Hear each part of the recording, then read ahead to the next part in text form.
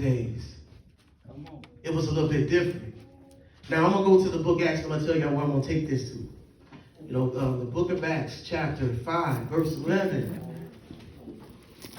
I'm talking about a man named Ananias and his wife, Sapphira. That's what I'm talking about. They thought that they could get over on God, the church. They thought they could just live like the Joneses because something was given to them, and they're supposed to have sold it, and gave half of the profits. Well, gave the profits to the church.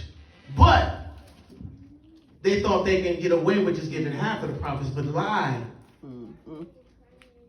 And we don't go off into the story. I want to give y'all my knowledge. We're going to go into the word. We're going to read it. And so, all right. Acts chapter 5, verse 1. Let me get it myself, okay? Amen, you got it? Okay. But a man named Ananias, with his wife Sapphira, sold a piece of the property, and with his wife's knowledge, he kept back for himself some of the proceeds, and brought only a part of it and laid it to the apostles' feet. But Peter said, Ananias, why has Satan filled your heart to lie to the Holy Spirit and to keep back for yourself part of the proceeds of the land? While it remains unsold, did it not remain your own? And after it was sold, was it not at your disposal? Why is it that you have contrived this deed in your heart? You have not lied to man, but to God.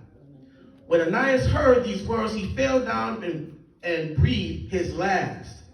A great fear came upon those who heard of it.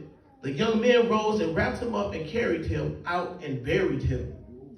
After an interval of about 3 hours, his wife came in, not knowing what had happened. See, she don't even know her husband had already died. And Peter said to her, tell me whether you sold the land for so much. He gave her the opportunity to see, to change her mind, because the spirit right didn't know right then, already knew what had took place. And she said, yes, for so much. But Peter said to her, how is it that you have agreed together to test the Spirit of the Lord?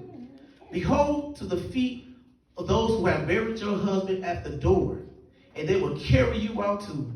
Immediately she fell down at his feet and breathed her last. When the young man came in, they found her dead, and they carried her out and buried her beside her husband.